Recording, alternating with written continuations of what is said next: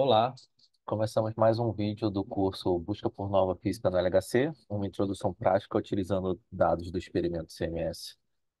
Ah, Nessa aula 3, nós vamos falar sobre a seleção de eventos e a definição das regiões de análise. Hoje, o material vai ser um material bem prático mesmo, tentando mostrar os estudos que devem ser feitos quando realizamos uma análise real desse tipo no experimento CMS.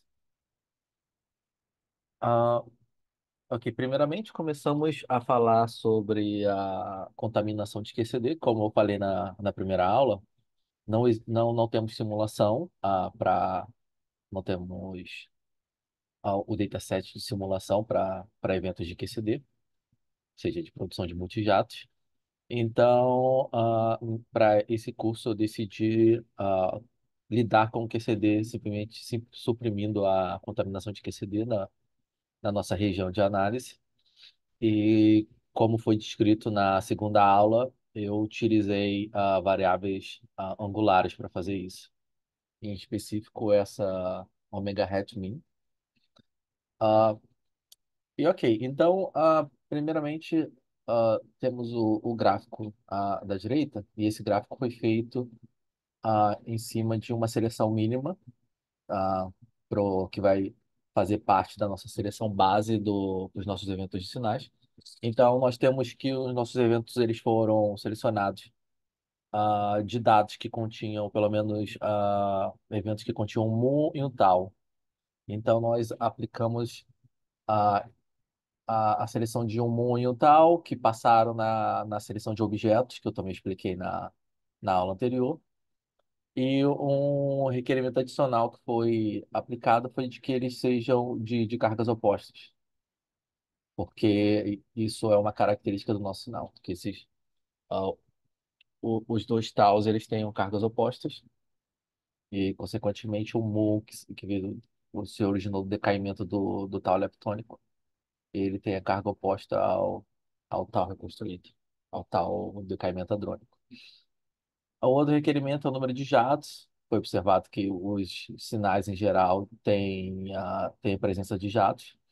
E também ter jatos no evento seria uma coisa necessária para a definição das variáveis angulares que eu vou tratar agora. Então, eu apliquei essa seleção mínima aqui com o intuito de, em cima dela, estudar o impacto de QCD na nossa análise. Então, para fazer isso, eu simplesmente plotei a variável angular, ó, omega hat min, e nesse caso aqui eu estou mostrando os dados. Então, nesse ponto da análise, quando a gente vai fazer esse estudo para propor corte base, a gente não mostra os dados, geralmente a gente só avalia a simulação, compara o background com o sinal e aplica os cortes que otimizam a presença de sinal e rejeitam o background presente na nossa análise. Nesse caso específico, nesse slide específico, eu só estou mostrando os dados aqui porque nós não temos a simulação do QCD, então eu queria mostrar para você a, a presença de eventos de QCD na nossa análise. Então, para isso, eu precisei mostrar os dados. Então, se você vê o gráfico à direita, para valores altos de ômega min, onde a gente não espera uma contaminação de QCD significante, ah, até mais porque nossa análise a gente já aplicou, já tem o requerimento de algum de leptons, isso já reduz bastante a contaminação de QCD. Mas para valores altos, a gente tem uma discrepância entre dados Monte Carlos na normalização, que pode ser por diversos motivos, mas essa diferença não é por causa de QCD. E à medida que a gente vai aí essa diferença de normalização tu vê que é aproximadamente constante, então a gente não tem um problema de simulação da forma da distribuição, é mais uma questão de normalização. Mas quando a gente vai descendo, essa, essa discrepância vai aumentando entre os dados do Monte Carlo. Então, ah, aparentemente parece que tem um excesso de dados aqui, e isso nada mais é. que é a presença dos eventos de QCD que estão concentrados aqui a valores muito baixos de ômega min. E como a gente não tem uma simulação aqui que, ah, que dá conta desses eventos de QCD, então a gente tem essa discrepância entre os dados em Monte Carlo que aumenta à medida que a gente vai para valores baixos do ômega min hat. Então, então é isso. Então esse plot evidencia a presença dos eventos de QCD para baixos valores e então para digamos, suprimir os eventos de QCD da nossa análise, eu apliquei um corte em 0,5, selecionando só eventos acima de 0,5 nessa variável angular, e com isso os eventos de QCD são suprimidos do restante da nossa análise. Então agora eu começo a falar sobre a seleção base, que consiste simplesmente de um conjunto de seleções que são aplicadas, assim como os requerimentos de slide anterior, eu vou aplicar a um conjunto maior de requerimentos, de seleções, em variáveis específicas. E a ideia é de que todos os eventos que são utilizados na análise, eles satisfaçam esses requerimentos. A estratégia a partir daqui depende um pouco de uma análise para outra, da estratégia que eles vão montar, mas eu estou seguindo aqui mais ou menos um padrão utilizado na minha última análise, e que é usada a análise multivariada. Então, para fazer, então, uma vez que nessa análise aqui vamos considerar que vamos realizar uma análise multivariada num passo posterior, então nesse ponto não faz muito sentido a gente aplicar seleções no qual a gente elimina sinal. E é melhor deixar essa tarefa para o discriminante da análise multivariada, que ele vai ter mais condições de fazer uma separação melhor entre o sinal e os dados. Então, nesse ponto aqui, uma vez que você tem o objetivo de fazer uma análise multivariada, é interessante que você aplique seleções onde você só elimina o background com a penalização mínima do sinal. Aí é isso que vai ser feito. Ah, e para cada requerimento que for estabelecido, um estudo de otimização deve ser mostrado para motivar aquilo. Então, na hora que você for apresentar a estratégia da sua análise para colaboração, cada seleção que você colocar, você tem que ter pelo menos um gráfico mostrando lá claramente a por que que você está aplicando um corte numa variável específica no determinado limiar, determinado valor. Então, você tem que realizar um estudo de otimização para essas para construir essa seleção base. Ah, ok, então eu vou agora mostrar mais ou menos o que é feito, pelo menos o que eu segui na minha última análise que eu trabalhei. Ah, beleza, para fazer esse estudo de otimização, é interessante usar as curvas de eficiência do sinal e background, que mostram a eficiência da seleção dessas duas classes de eventos ah, acima ou abaixo de um valor específico da variável. Então, no caso aqui, como eu não estou penalizando o sinal, não estou fazendo um estudo de otimização muito complexo aqui, que tem que estudar várias variáveis ao mesmo tempo. Então, eu vou estudar cada variável separadamente, em sequência. Então, eu vou começar com essa da esquerda, que é o momento transverso do jato de maior PT, de maior momento transverso. Então, aqui nela, vocês têm a distribuição de eventos em cima. Vocês já têm essa linha vertical azul, que é o ponto onde eu apliquei o corte. E embaixo nós temos as curvas de eficiência do sinal e do background. Então a ideia é que ah, esse corte pode ser aplicado para a esquerda ou para a direita, ou seja, se a gente esse corte significa que nós estamos selecionando os eventos que estão acima do corte ou abaixo do corte. Para saber qual é a direção que nós estamos fazendo isso, é só olhar a curva de eficiência e ver qual é a direção que ela decai. A direção que ela decai é a mesma direção de onde que nós estamos selecionando os eventos. Então, se ela está decaindo para a esquerda, significa que nós estamos selecionando os eventos à esquerda. Então, esse requerimento aqui está selecionando todos os eventos com o momento transverso do jato de maior PT maior, acima de 60 GeV.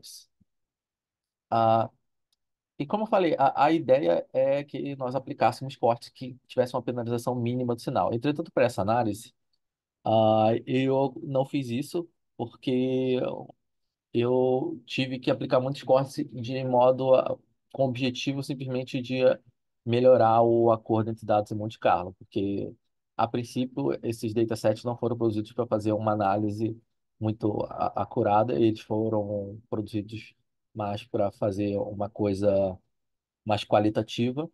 Então eu acabei, então basicamente essa análise é meio que uma forçação de barra de usar esses dados para fazer algo mais perto da realidade. De modo, para fazer isso, então, eu tive que fazer uns estudos do acordo entre dados e Monte Carlo. Então, eu olhei os dados e apliquei alguns cortes onde que eu deixava eu estou usando nessa análise uma região específica dos observáveis onde tem um acordo razoável entre os dados e Monte Carlo. Então, e aí são esses cortes que eu estou colocando aqui. Então, ah, o que vocês estão vendo de cortes aqui, eles não seguem a prescrição que eu apliquei, que eu sugeri no slide anterior, de aplicarmos cortes onde nós não penalizamos o sinal. Vocês podem ver que tem alguns cortes aqui que penalizam bem o sinal, como o primeiro. Então, o primeiro já está fazendo uma seleção que só seleciona 70% do sinal. Então, a gente já perde 30% dos eventos de sinal com essa primeira seleção aqui. E a gente ainda está eliminando mais eventos de sinal do que background, o que é exatamente o contrário que a gente quer fazer. A gente sempre quer eliminar eventos de background e penalizar ao mínimo o sinal. Mas, como eu falei, esses cortes não foram definidos nesse estudo dessas curvas de eficiência aqui. Eu coloquei elas mais para ilustrar o que deveria ser feito, no caso real, mas a motivação dos cortes dessa análise foram feitos por essa motivação que eu falei, de melhorar o acordo entre os dados e o Monte Carlo. Então tenham isso em mente. Então esse primeiro corte que seria um que na vida real não seria um corte que eu faria. Não tem motivação para fazer esse corte aqui, já que eu estou eliminando a quantidade de sinal e nem estou eliminando mais background. Estou eliminando menos background que sinal. Ah, o corte seguinte seria um corte interessante no sentido de que eu quase não estou eliminando sinal aqui. Entretanto, também não estou eliminando background. Então, talvez a única motivação para fazer esse corte fosse se eu soubesse que nessa região aqui de baixo, HTML, a simulação não tem uma qualidade muito boa. Então, eu quisesse, sei lá, remover essa região do observável aqui para não estar incluída na nossa análise. Mas, enfim.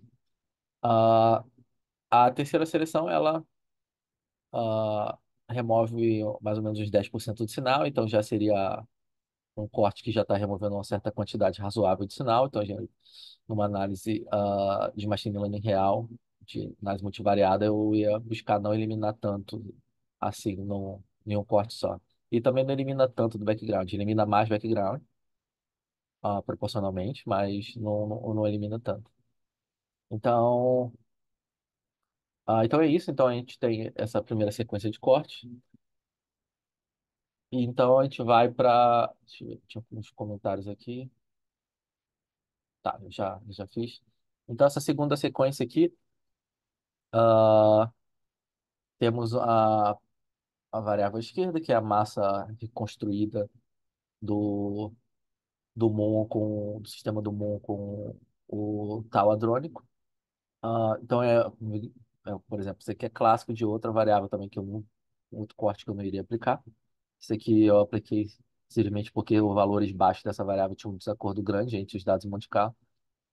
Ah, E aí, como eu não sei como foi produzir esses dados, eu não sei se isso é decorrente de um outro processo do modelo padrão que não está incluído. Então, enfim, eu resolvi remover.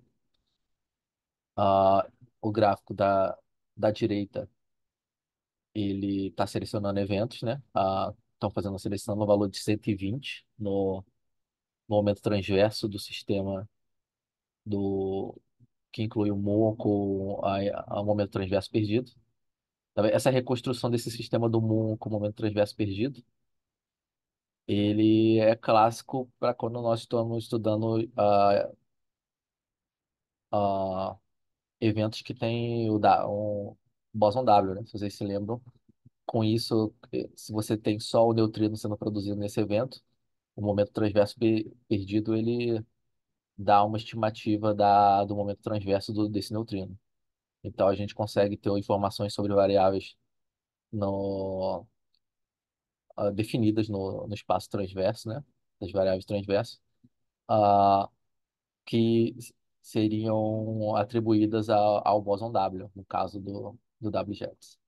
Então, temos aqui o PT, que a gente aplica um corte alto, aqui, que a gente elimina bastante eventos de sinal.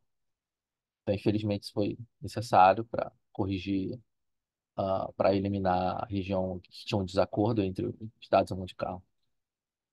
E temos aqui, ah, em cima, o último corte, que é ah, no ângulo azimutal entre o Mion e o PTMIS. Ah, e aqui a gente está aplicando um corte para valores, selecionando eventos de valores baixos dessa variável. A gente pode ver que as curvas de eficiência estão caindo agora para a esquerda, significa que os eventos que estão sendo selecionados estão na esquerda. Então, a gente está selecionando eventos com valores menores que 0,7. Esse aqui seria basicamente o melhor motivado no sentido de eliminar background, que a gente pode ver que ele elimina mais de 50% do background, embora já tenha uma penalização um pouco acentuada do sinal, coisa chegando a 20% assim. Mas, digamos, esse que seria o melhor motivado no caso real. Então, uma vez que nós definimos a nossa seleção base, então temos uma sequência de cortes no qual todos os eventos da nossa análise têm que passar. Então, esse slide aqui é um slide clássico que você apresentaria na colaboração, quando você mostra todos os cortes que você fez. Lembrando que para cada um dessa seleção aqui, você tem que dar uma motivação para esse corte, para o valor que foi utilizado. E essa motivação pode ser simplesmente esse estudo que eu mostrei anteriormente. Então, aqui vocês podem ver que todos os cortes estão incluídos aqui, todos os requerimentos. E aqui tem algumas especificações, tipo, algumas explicações que eu estou chamando de Jet 1 é o jato de maior PT, o MON e o tal hadrônico que estão sendo usados no cálculo das variáveis. Aqui são os que fazem parte do par, do reconstruído, do MON e tal. Aí que as variáveis de energia hadrônica transversa perdida e a variável angular foram calculadas usando jatos com PT acima de 30 GeV. Então, esses são as informações que a gente tem da nossa seleção base. Então, depois que nós definimos a seleção base, a próxima tarefa é, em cima dela, definir a nossa região de sinal, que é a região nos espaços observáveis em que nossos eventos de sinal estão concentrados. E uma vez quando a gente define a região de sinal, a gente percebe que tem um conjunto de processos atribuídos ao modelo padrão, que eles dominam o nosso background. Então, esses processos têm que ser bem simulados para a gente ter uma estimativa precisa na hora que nós estivermos avaliando o resultado final e realizando os estudos estatísticos. Então, a gente tem que garantir de que esses sinais, esses backgrounds, processos de background que têm uma contribuição significante, eles estejam bem simulados, ou que a nossa estimativa deles seja acurada, caso a gente use um outro modo para estimar eles que não seja exatamente simulação. Então, independente disso, para nós obtermos mais informações sobre esse processo,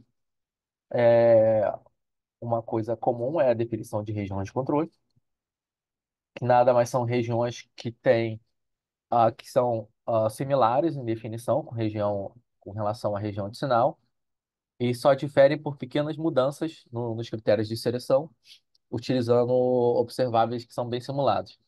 Então, essas pequenas mudanças, elas têm o objetivo de que a cinemática da região de controle seja o mais parecida possível da região de sinal, para que a estimativa que a gente faça na região de controle seja algo que seja válido para a região de sinal também. E para fazer isso, então, a gente busca variações mínimas e utilizando observáveis bem simulados para evitar que variações da simulação elas afetem a nossa predição quando a gente fizer transferir o nosso resultado da região de controle para a região de sinal. Então, isso é requerido e utilizando essas variações mínimas no critério de seleção, nós temos o objetivo de garantir a ortogonalidade com relação à região de sinal, ou seja, a nossa região de controle, ela seleciona eventos que não estão contidos na região de sinal. E aí, nenhum evento da região de sinal também está contido na região de controle. São regiões separadas e independentes, nós chamamos de ortogonais. E outra característica que nós buscamos também na região de controle é que nós utilizamos critérios específicos para garantir a definição de regiões, no, geralmente a gente define uma região para estudar um processo físico específico. Então a gente seleciona critério no qual a gente saiba que dentro daquela região aquele processo físico vai ser dominante. Então a gente vai ter uma alta pureza daquele processo físico que é necessária para ter uma estimativa boa ah, do quão bem aquele processo está simulado. Ah, então é isso. Então nessa análise aqui eu tenho esse próximo slide, que é um slide também clássico que nós mostramos quando realizamos uma análise real. Então eu gosto de mostrar esse slide porque ele mostra um esquema que é mais fácil de observar os critérios que foram utilizados na definição das regiões da análise. Ah, todas essas regiões que são mostradas nesse slide, elas já têm aplicadas a seleção base, então eu coloquei aqui que tudo que é feito aqui está em adição à seleção base. E é isso, a nossa região de sinal, então, ela é definida com um número de míons igual a 1. Se você lembra, nosso sinal ele prevê um tal decaindo em leptons, que vai decair em um muon e neutrinos, e o outro tal decai hadronicamente. Então, o sinal, ah, o que a gente espera normalmente do nosso sinal é que ele tenha um muon, e então aqui a região de sinal, ela tem um muon, e ela tem um número de bejatos igual a zero. A gente não espera a presença de bejatos no nosso sinal. E tem a massa transversa reconstruída do sistema de muon PTMIS menor que 65. Ah, ok, vou falar sobre cada um de cada vez. Um de cada vez. Eu vou começar aqui com a região de TT barra. Então, por exemplo, essa região de número de bejatos igual a zero, nosso sinal caracteristicamente não tem bejatos, e eventos com a produção de top e antitop, eles têm bejatos associados a ele. Então, isso aqui é clássico de. Isso é um requerimento clássico usado para definir regiões de controle de CT barra, é, nessa de que a gente só muda o requerimento da quantidade de bejatos. Então, aqui a região de sinal são eventos com zero bejatos e a região de controle de TT barras são as mesmas seleções, só a única mudança é que requer o número de bejatos maior ou igual a 1.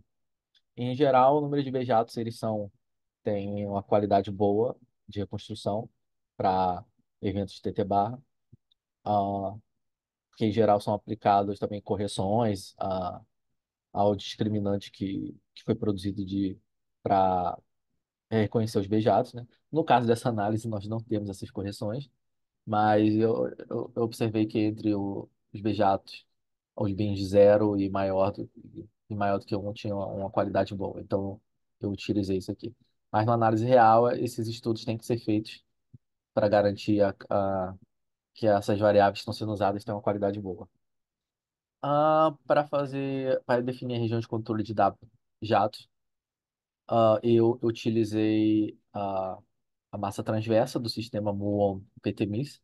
Então, vocês se lembram da aula anterior, onde que eu estava falando sobre as variáveis de massa, e eu usei exatamente o exemplo em que a gente tinha massa transversa utilizada em eventos que a gente tinha produção de W jatos. Nesse caso, a gente só tem um neutrino no caso do evento de W de Hades, a gente só teria a produção de um neutrino, então esse neutrino poderia ser estimado utilizando o momento transverso perdido. Então aí a gente tem uma estimativa da massa transversa do W jatos, que como a gente tem uma massa do W jatos em torno de 80 GeV, a gente tem a massa transversa que ela tem valores altos, próximos a 80 GeV, e depois começa a decair. E isso difere bastante da distribuição que a gente obtém para essa variável com relação aos outros processos, que têm tipicamente valores mais baixos para essa variável. Então, por isso que essa é uma variável interessante para definir a região de controle de W-jatos. Então, eu apliquei um corte em 65. Acima de 65, então, é a região de controle, 60 GeVs é a região de controle de W-jatos. E abaixo de 65 GeVs é a região, ah, s- são definidas as outras regiões da análise. Todas elas usam valores com a MT desse sistema menor que 65. E resta, então, agora a última região de controle. Ela é a região de controle de Drell-Yan. Então, o Drell-Yan tipicamente é a produção de leptons, de dois leptons com cargas opostas. E na nossa região de sinal tem a presença de Drell-Yan decorrente ao caso em que tals são produzidos e tal. Então, aqui estamos embaixo, estamos definindo uma região de controle de Drell-Yan para o caso em que são produzidos dois míons. Então, nós temos míons de cargas opostas aqui. E então eles têm o número de beijatos igual a zero, então região de sinal. Ah, eles têm cargas opostas também. E tem um requerimento aqui na diferença de massa, já que o Drell-Yan, nesse caso aqui, ele é decorrente do decaimento de um bóson Z. Ele está, depois dos nossos cortes da seleção, basicamente só sobram a contribuição do bóson Z, no caso do Drell-Yan. Então, eu apliquei um corte em volta de 15 GeVs aqui. Esses cortes aqui também tem que a gente aplica a mais na definição da região de controle. Nós temos que garantir que eles são bem simulados também, essas variáveis. Só que nesse caso aqui, esses cortes não afetam quase nada, basicamente nada, os eventos de Drell-Yan, que ele de fato tem um valor muito próximo da massa do bóson Z, e essa diferença de massa ela é definida aqui em cima como a massa do sistema de dois muons menos a massa do bóson Z dada pelo PDG. Então, ele está concentrado próximo de zero dessa variável aqui, da variação de massa. E também, basicamente, todos os eventos, quase todos os eventos de Drell-Yan têm cargas opostas. Então, ele basicamente não é eliminado quase nenhum evento de Drell-Yan uma quantidade muito pequena de eventos de Drell-Yan com esses requerimentos. Então, essa é a nossa região, definição da nossa região de controle da nossa análise. Então, temos três processos dominantes e três regiões de controle, uma para cada um deles. A partir de agora, então, eu vou começar a falar sobre o acordo entre os dados e a simulação nas regiões de controle. Então, as regiões de controle elas são definidas e dependem da estratégia que nós vamos usar na análise. Elas podem ser, inclusive, utilizadas para estimativa de background baseada nos dados, que nós chamamos de data-driven. Mas mesmo para esses métodos, nós buscamos umas regiões em que um dos processos, um dos backgrounds seja o processo dominante para realizar a análise. Mas nessa análise não lidamos com processos com estimativas data-driven. Um exemplo delas é a que foi citada na primeira aula para o processo de QCD. Talvez numa próxima versão do curso eu adicione essa estimativa de QCD para essa análise. Ah, ok.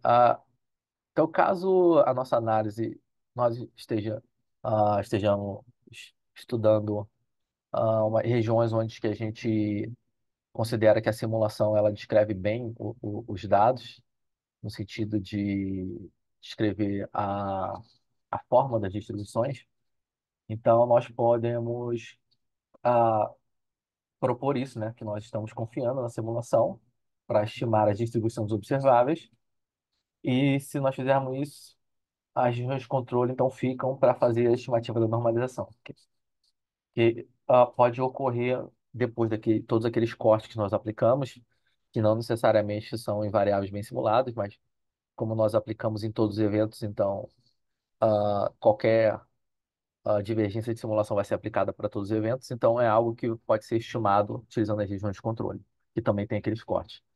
Então, isso pode gerar alguns desvios de normalização com relação à predição ah, da simulação. Então, entre os desvios de normalização entre a simulação e os dados, pode ter alguns desacordos.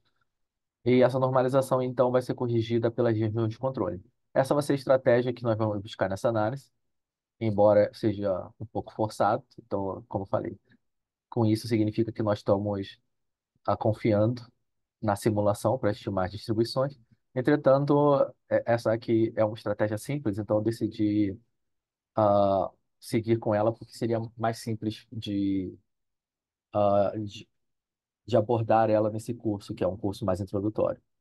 Entretanto, eu tive um trabalho para escolher observáveis em que a simulação descreva bem os observáveis, descreva bem os dados.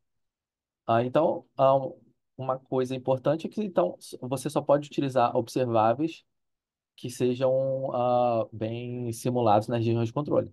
Então, sua região de controle vai estar lá. E se você quiser utilizar esses observáveis para servir como para construir o seu discriminante, que vai discriminar o sinal do background na região de sinal, você tem que garantir que tem que provar que esses observáveis são bem simulados. E você faz isso estudando, observando eles na região de controle. Então, isso é uma coisa importante que deve ser feita. E para essa análise, eu, observando, analisando os observáveis que nós tínhamos disponíveis, eu escolhi três observáveis lá que tinham um acordo razoável com os dados na região de controle. E também é bom uma boa quantidade de observável na questão didática aqui, que eu posso mostrar eles aqui todos dentro do mesmo slide. Ah, e para questões didáticas soa bem. Mas, em geral, numa análise real, a gente vai buscar uma quantidade maior de observáveis em geral. Então, mas, em geral, numa análise real, eu vou ter uma qualidade melhor da simulação. Que essa simulação que não, tem várias correções que estão faltando, eu não sei exatamente como ela foi produzida. Então estamos falando de simulações do Run One, do CMS. Então, essas simulações de Monte Carlo já tiveram um melhoramento nesses últimos anos. Então, em geral, na análise real, nós teríamos um acordo melhor entre simulação e dados, o que faria com que tivéssemos mais observáveis bem simulados à nossa disposição.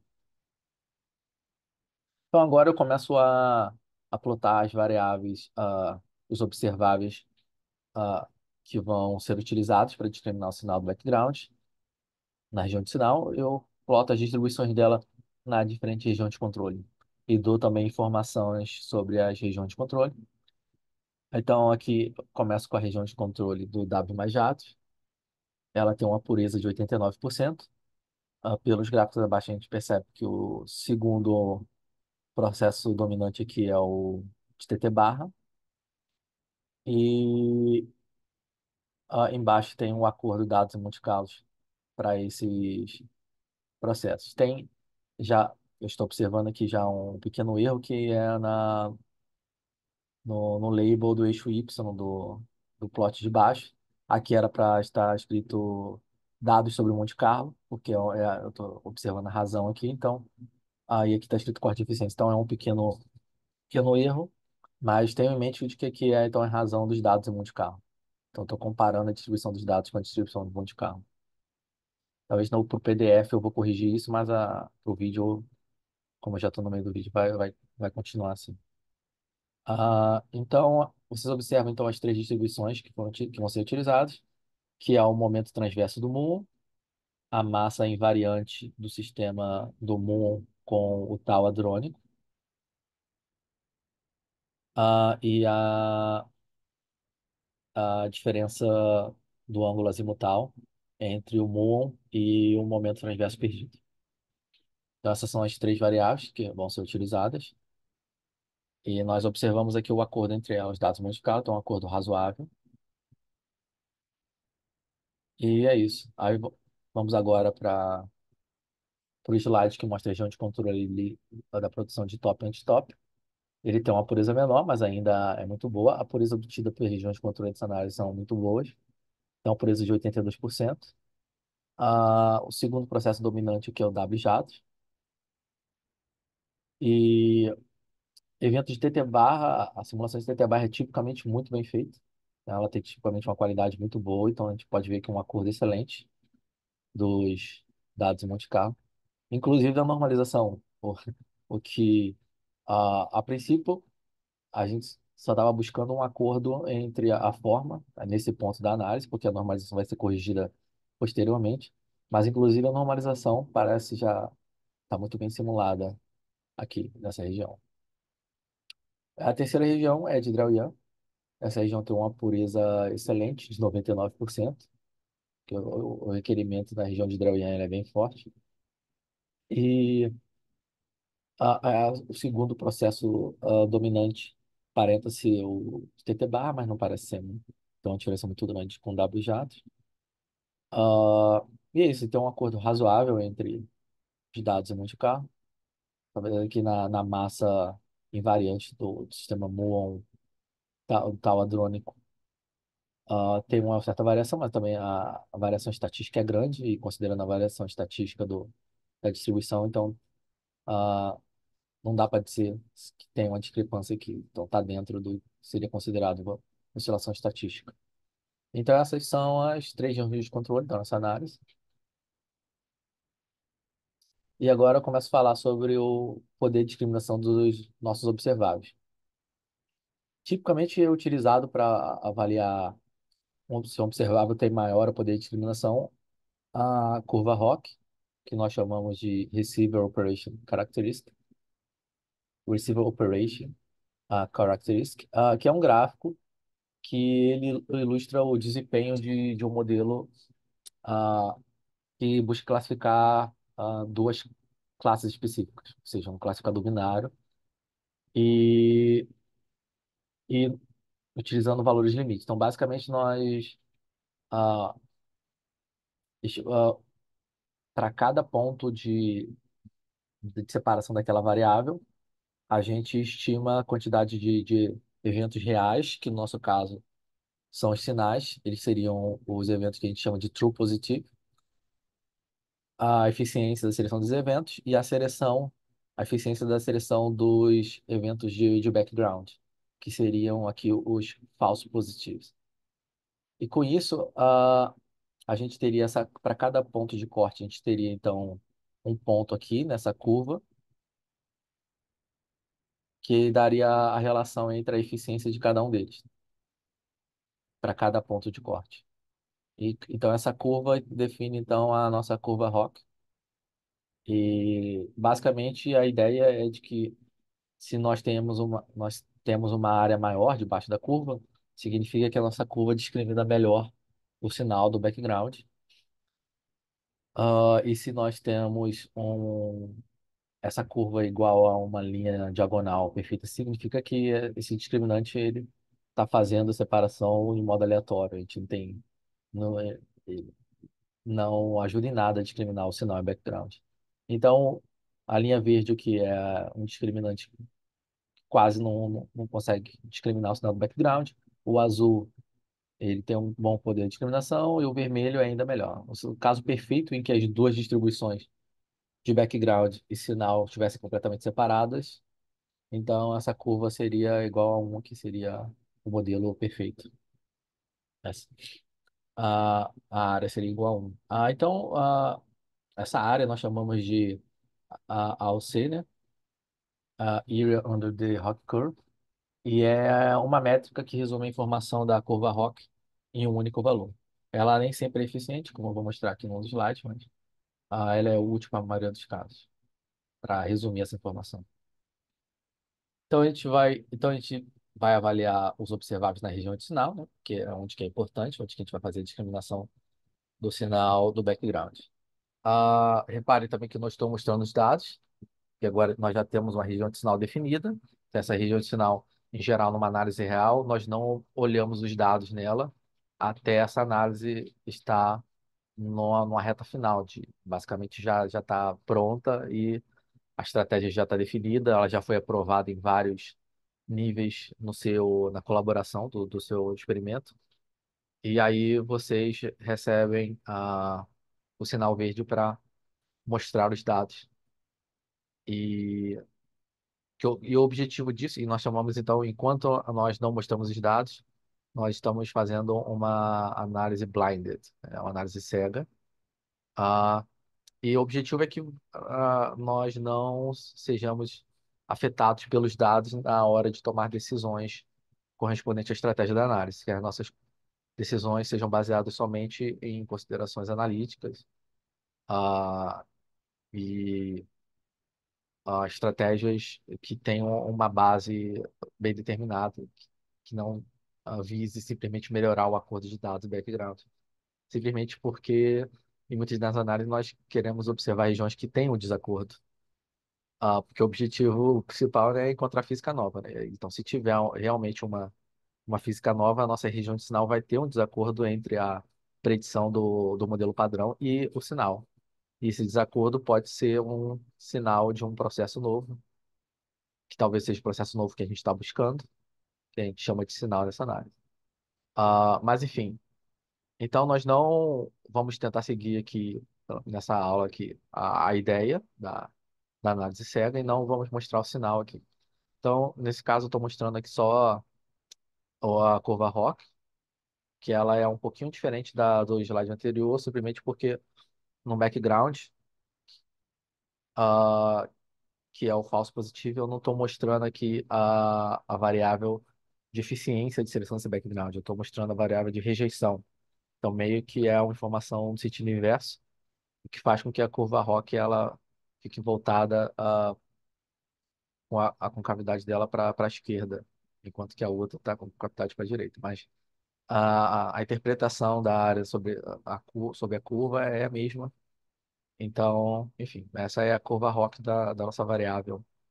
À esquerda, que é o PT do muon, tu vê que ela não tem o poder de discriminação tão bom assim. Então, ela tem uma área sob a curva de apenas 0,56. Então, enfim, ajuda um pouco, mas ela em si não tem um poder de discriminação suficientemente bom assim para só ela discriminar bem o sinal do background. Então, como nós vamos usar a análise multivariada depois, a ideia é que ela, associada com outras variáveis, pode gerar um discriminante com poder de discriminação melhor, considerando que essas variáveis podem ter correlação entre elas e tal. Ah, eu vou mostrar agora, essa é a distribuição da massa invariante do sistema muon de tal hadrônico. Ah, a gente pode ver que a curva ROC está tendo um comportamento estranho aqui. Ela não tem uma concavidade específica. Ela tem um ponto aqui em que ela muda a concavidade dela, que tá para cima para valores baixos e está para baixo para valores altos da rejeição do background. Isso ocorre pelo fato de que geralmente a curva ROC ela passa uma informação boa quando nós temos os nossos eventos de sinal aumentando a concentração deles ah, em, em relação ao número de background, quando nós vamos para valores mais baixos da variável ou valores mais altos da variável. Então aí nós temos uma curva ROC bem definida, quando a proporção de sinal para background ela vai aumentando para um dos lados. Entretanto, nessa variável específica, o que está acontecendo é que nós temos o background, ele tem um pico grande num valor próximo entre o que seria isso daqui, seria um valor 150 mais ou menos. E aí, e nós temos o sinal também, que tem um pico mais ou menos nesse valor, só que nossa distribuição de sinal ela está mais dispersa.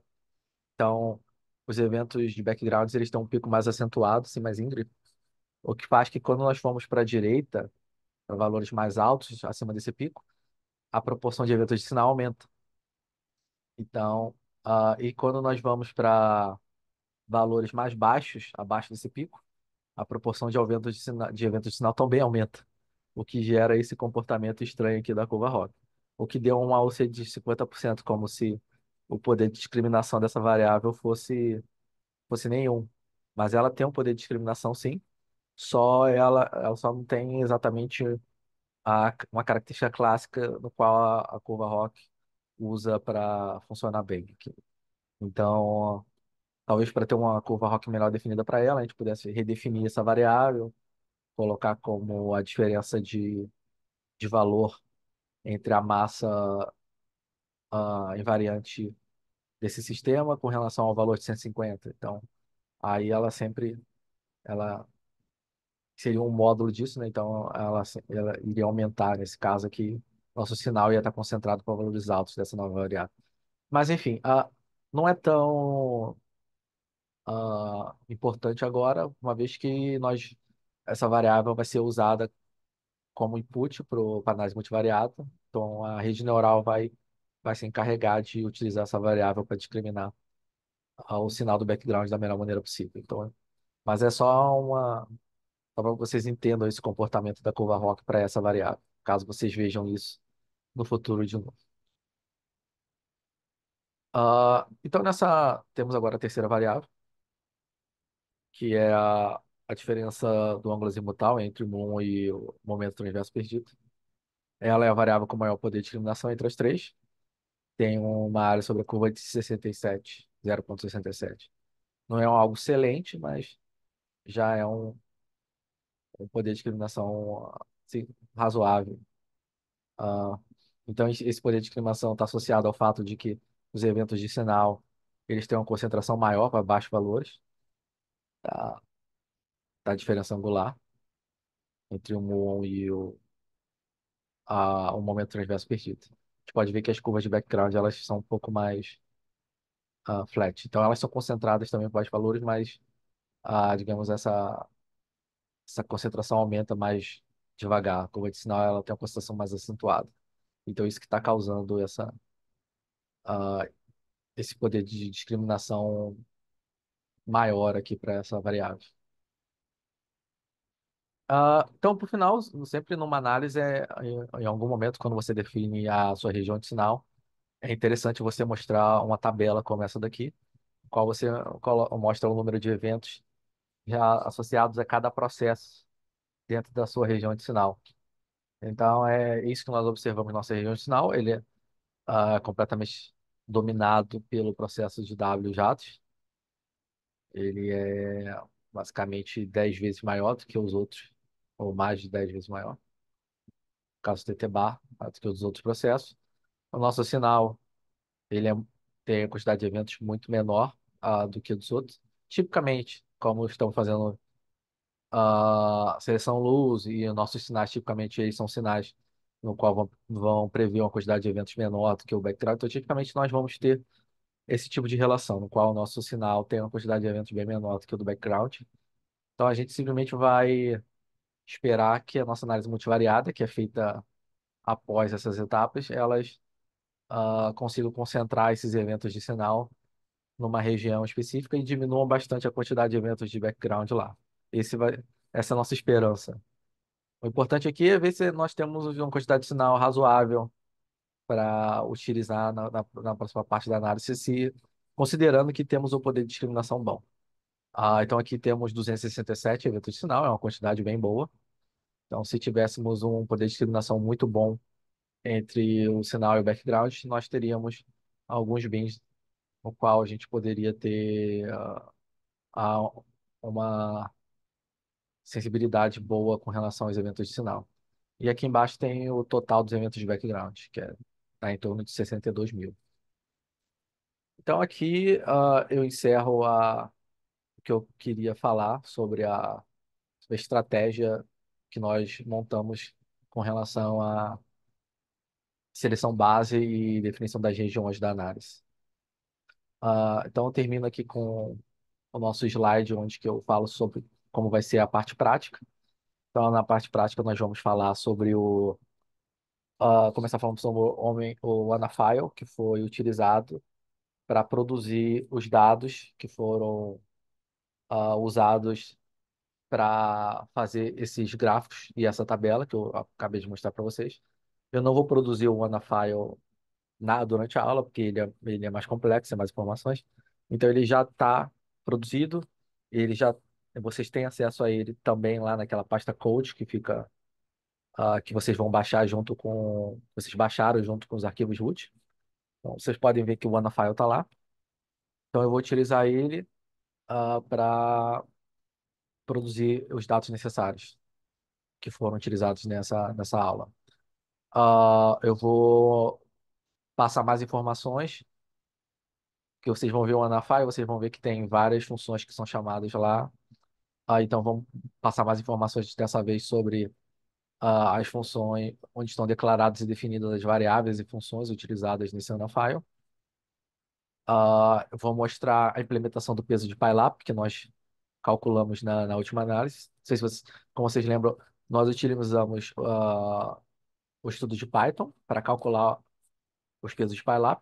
Então, a próxima etapa é pegar aqueles pesos e implementar eles no framework Rap Hero.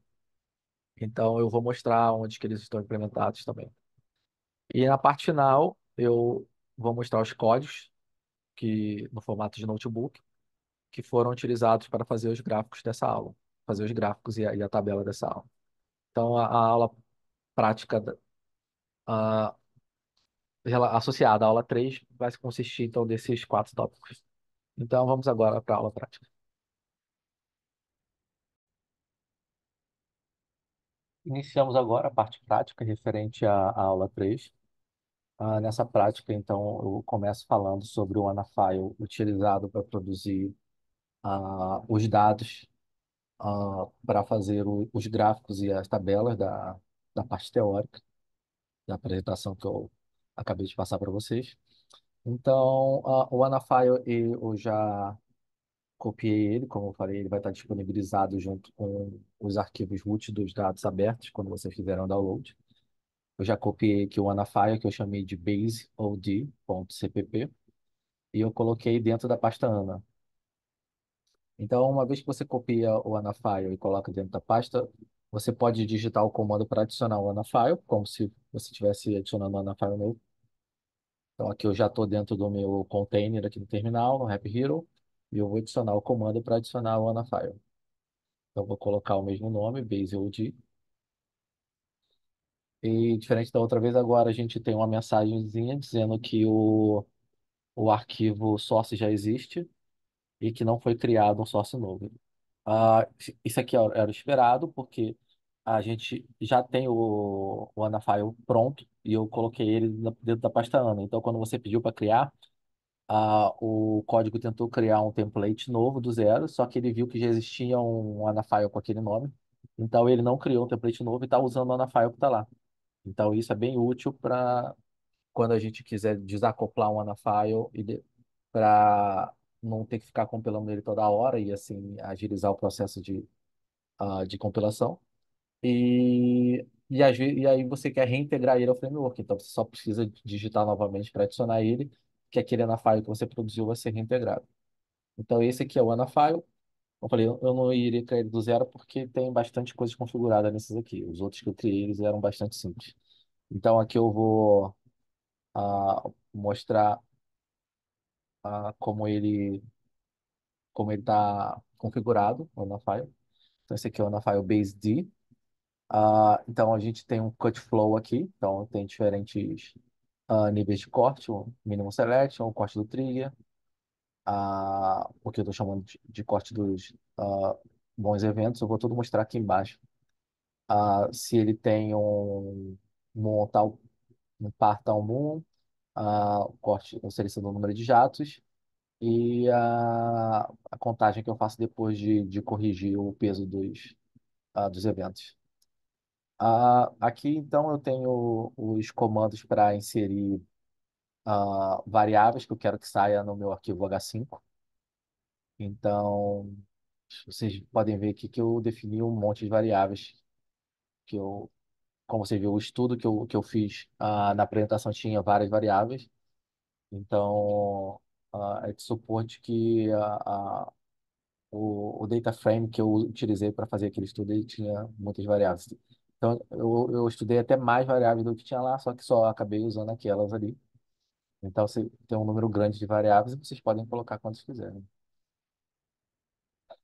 Então, na parte do region, eu começo a aplicar então as seleções. E aí, depois das seleções, eu coloco sempre o que eu for para contar o número de eventos que passaram pelas seleções. Então, o que eu chamei de minimal selection significa que eu estou vendo quais os eventos e que tem pelo menos um muon e um tal reconstruídos. Esse é o que eu chamo de minimal selection. Aí, o que eu chamo de seleção trigger são os eventos que passaram pelo nosso trigger aqui, que eu já citei antes. Aí, então, depois disso, eu rodo a função que faz a seleção de leptons. E aqui, o que eu chamo de filter good events eu faço a seleção dos eventos que tem pelo menos um muon selecionado e um tal selecionado. Isso é diferente do muon e tal reconstruído. Tal selecionado são os tals e muons que passaram pela nossa seleção dos leptons, que eu defini na aula 2. Então, só os eventos que passaram por essa seleção que nós estamos utilizando na análise. Aí, então, eu rodo uma função que verifica, faz um loop nos tals e nos muons e verifica se temos um par de tal muons, sei, uh, muon e tals com cargas opostas. E aí, se tiver, essa variável booleana aqui vai ser true. Aí, então, vamos para a seleção que está sendo chamada de has good Moontown pair. Então, só vai passar os eventos que tem um par de Moontowns. E depois que passa essa seleção, aí eu rodo a função da seleção dos jatos. Tendo a seleção da função dos jatos, rodando a seleção de jatos, eu uso a variável njets, que foi preenchida nessa seleção de jatos. E aí só estou considerando os eventos que tem número de jatos igual a e tem pelo menos um jato, né? Tem um ou mais jatos. E é isso.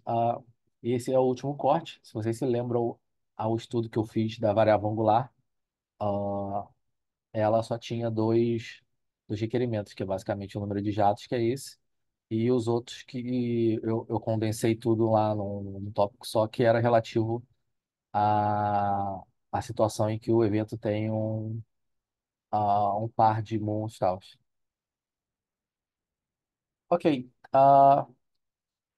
Tendo feito isso, então, existe o nosso Anafile chama funções, que tem como objetivo da GetJet Angular Variables de preencher as variáveis angulares. A nossa variável ômega min ela é preenchida aqui dentro. Então, eu preciso chamar essa função para ter essa variável com valores que façam sentido, senão ela vai ficar sempre zero. E aqui eu usei 30, que é um input dessa função, que quer dizer que eu vou usar só jatos com PT acima de 30 para fazer esse cálculo. O Match Correction, OD, ele faz algumas correções no match, que são padrões nas análises.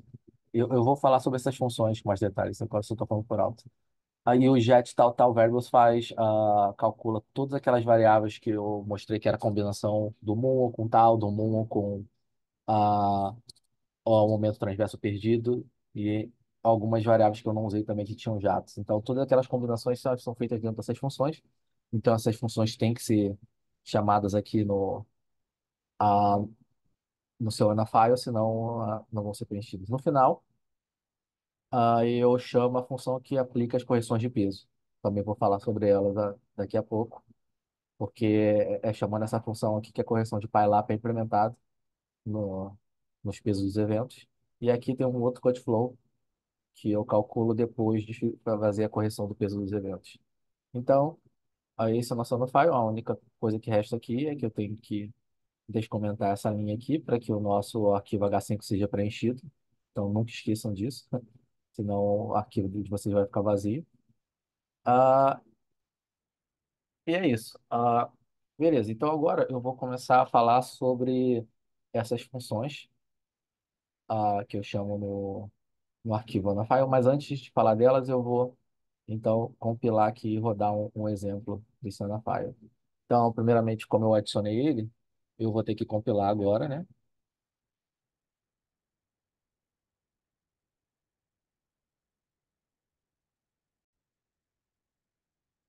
Ok, terminou de compilar. Vocês podem ver aqui agora que o BaseOD foi compilado também. Então, a gente tem que ir agora no Run Selection e configurar ele para rodar o nosso Anapile. Então, venho aqui, tiro do PyLab da anterior e coloco o BaseOD. Ah, nesse caso aqui agora, eu já vou incluir os pesos de PyLab. Então, eu mudo aqui para aplicar o peso. Então, eu coloco um 1. E aqui no número máximo de eventos, eu vou tirar esse limite de 1 milhão e vou colocar -1.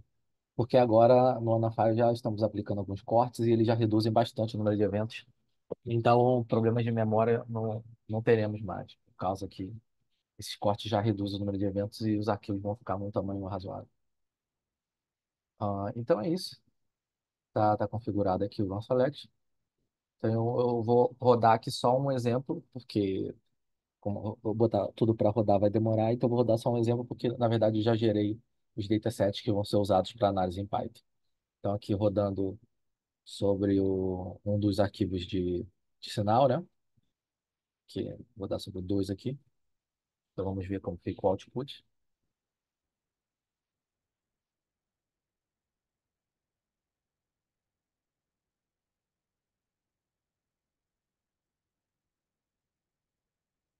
Vou aumentar aqui. Ah, então, eu rodei então a seleção Base OD no sinal VBF de 2012, produção do Higgs com a fusão de bósons vetoriais. Ah, esse aqui é o nosso Cutflow, então. Então, esse Cutflow, tá vendo que ele está numa ordem. Essa ordem tá assim arrumada porque eu coloquei os nomes dos Cutflow começando com essa numeração aqui. Então, quando eles produzem esse tabela do Cutflow, eles usam a sequência alfanumérica dos nomes, então eu coloco justamente para ficar organizado aqui. Então, tu vê, a gente pode ver que como é que as seleções afetam a eficiência do nosso processo. Então, o nosso processo, já com a primeira seleção, ele tem uma eficiência de 37% e vai diminuindo ao longo a eficiência acumulada à medida que a gente vai passando outros cortes. Então, a gente vai ver o número de eventos que permanece, que continua, o erro estatístico do número de eventos, e aqui tem a eficiência, que aqui está em 1,5%. Ah, demorou 10 segundos para processar, e aqui embaixo é como é que está agora o nosso arquivo H5. Então, nós colocamos muitas variáveis lá para serem salvas no nosso arquivo H5. Então, todas elas estão aqui, e a variável do peso do evento também, que vem por default. Ah, tu vê que o shape delas é de 7.661 eventos. São os eventos que passaram pela nossa seleção. Porque aqui está um número um pouco diferente, porque aqui eu faço a somatória do peso dos eventos, e o nosso peso dos eventos não é mais só um. Eu estou considerando o peso de PyLab, então tem uma variação pequena com relação ao número de entradas, que é o que está mostrando aqui no shape do, do vetor de variáveis aqui. Ah, então é isso. Então aqui você tem a média, o desvio padrão de cada uma delas para verificar se é compatível com o que se esperava.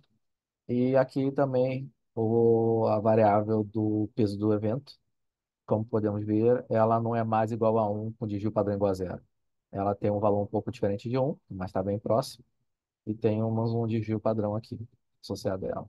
Porque estamos considerando o peso de PyLab agora. Eu ativei ele no Select. Então, isso aqui é como é que fica agora o, o resultado quando a gente roda o BaseLD. Então agora eu vou falar sobre as funções que são chamadas no BaseLD. Então se eu vou voltar aqui para o Anafile. Então temos essas três funções aqui. Como eu falei, essas funções estão todas concentradas no arquivo OpenDataTools. Ah, eu vou começar então, acho que eu vou começar falando onde elas são declaradas. Então, primeiramente, todas essas funções, eu coloquei ela dentro do arquivo OpenDataTools, mas elas têm que ser declaradas no app.hero.h. esse Happy Hero.h, ele está dentro da pasta include, acho que eu estou aqui no System, esses, dá para mostrar melhor para vocês. Então, a gente está dentro da pasta Happy Hero aqui, e se abrir a pasta include, a gente desce aqui e a gente vai encontrar o Happy Hero.h, o header file. Então, é aqui onde que a gente declara as funções e variáveis da classe Happy Hero. Então, qualquer função e variável que nós declaremos aqui, elas podem ser atualizadas e acessadas nas outras funções da classe Happy Hero, ou seja, em toda na file que a gente criar, a gente pode utilizar elas e no arquivo opendatatools.cpp a gente pode inicializar elas e trabalhar com elas também. Então, as funções, eu declaro ela, ah, eu concentrei elas na linha. Ah, tá aqui, na parte das funções do Open Data Tools. Eu declarei elas todas aqui. Então, todas as funções que a gente vai encontrar lá, dentro do arquivo opendatatools.cpp, eu declarei elas nessa parte aqui. E as variáveis, elas estão lá para baixo.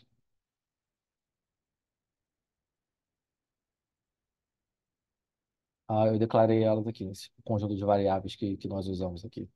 O índice do melhor mundo, tal, tipo, um bom PT, o tal PT, as combinações de mon, match, mon, tal, e essas coisas. Então, todas essas variáveis estão declaradas aqui. Aí, então, eu volto para o meu Anafile, e aqui, então, eu vou verificar agora onde é que está a minha variável angular, getJet angular variables. Então, eu venho aqui no Open Data Tools. Então, se a gente vir aqui do lado, eu fecho um include aqui e eu abro o source. Então, o Open Data Tools, ele está aqui, dentro do source. Então, beleza, eu vou botar um search aqui, e o nome da variável, então já aparece aqui onde que essa variável está. Aí eu fecho aqui. Então, esse daqui é a variável, não, a função. Então, a nossa função, ela está aqui dentro do Open Data Tools. Então, como falei, tem um input aqui que é o corte do PT dos jatos. Ela só funciona para cortes em 20, 30 e 40 nos jatos. E a gente vai fazer o cálculo das variáveis angulares fazendo o loop nos jatos e seguindo as funções descritas no paper relativas às variáveis angulares, que eu disponibilizei lá no PDF. Eu não vou entrar em detalhes aqui, vocês depois, porque é um pouco complexo o cálculo dessas variáveis, então vocês podem ver aqui só que tem um loop nos jatos selecionados, e aqui começa a calcular as informações necessárias para, no final, atribuir as variáveis ômega min, Kmin e Fmax. Você pode checar as definições no paper das variáveis angulares. Então, aqui é assim que a gente preenche a variável ômega min que nós estamos usando na análise. Voltando então para a nossa na file, a gente tem o Match Correction OD. Aí eu vou buscar ele no OpenData agora. Vou buscar essa função aqui. Então, essa função, ela é chamada aqui. Então, ela faz duas coisas, basicamente. Quando nós chegarmos na aula 5, eu vou falar sobre as variações sistemáticas nos jatos, na, na escala de energia dos jatos. E uma vez que a gente faz uma variação na escala de energia dos jatos, a gente tem que propagar essa variação para a energia transversa perdida, porque ela é calculada utilizando o PT de todos os objetos do nosso evento. Então, qualquer variação que eu faço lá tem que ser propagada para ela para calcular o novo PT associado a esse evento com jatos com valores de PT diferentes, que eu acabei de corrigir. Então, ele faz isso, eu vou falar depois, quando a gente estiver falando de variação sistemática. E a outra coisa que ele está fazendo, que eu acabei até esquecendo de comentar na aula teórica, é que uma vez que nós definimos a região de controle do muons como tendo dois muons, então acontece que, tipicamente, os eventos de Drell-Yan que caem na região de sinal, eles vão ser eventos de Drell-Yan que você tem dois muons, onde tem ou talvez um muon sendo reconstruído como tal, ou mais provavelmente esse tal ele não foi reconstruído no detector por algum problema ou caiu fora da rede. região de aceptância do detector, e um jato foi reconstruído como tal. Então, para que nós tivéssemos uma distribuição de match associada aos eventos da região de controle de Drell-Yan mais próxima aos eventos de Drell-Yan na região de sinal, então eu pego o muon, que não foi usado para fazer o par com tal, né? No cálculo do muon tal par. Então, aquele outro muon que sobra, eu estou adicionando ele à energia transversa perdida, porque na região de sinal ele seria o muon que não seria reconstruído. Então, ele seria, se ele não for reconstruído, ele seria adicionado à energia transversa perdida. Então, dessa maneira, a gente garante que a distribuição de energia transversa perdida na região de controle de Drell-Yan ela esteja mais parecida com a distribuição de energia transversa perdida na região de sinal. Isso é para o Drell-Yan. Ah, mas, de fato, aqui na hora de aplicar isso, a gente aplica para todos os processos na região de controle. Ah, então, é isso que essa correção, esse match emulation está fazendo aqui. Então, agora eu volto aqui para o nosso Anafile e eu vejo essa outra função aqui. O get tal verbos od, então vou no Open Data e eu vou buscar ela aqui no Open Data. Ah, e ela está aqui. Então, ela basicamente, como eu falei, ela pega o nosso mu e o nosso tal, do nosso par de mu tals, e calcula o tal, o PT do mu, o PT do tal. Aí depois começa a criar os quadrivetores associados ao mu. Então, a gente usa aqui o T-Lawrence Vector. Então, a gente cria um quadrivetor associado ao mu. Então, a gente inicializa esse quadro vetor com informações do PT no MON, o MON eta, o φ e a massa. A gente faz a mesma coisa para o tal e faz a mesma coisa para o match. Ah, e aqui embaixo a gente começa a combinar eles, então, né, os quadros vetores, para conseguir as informações dos objetos, dos sistemas, né, de combinações desses objetos. Então, o MON match PT.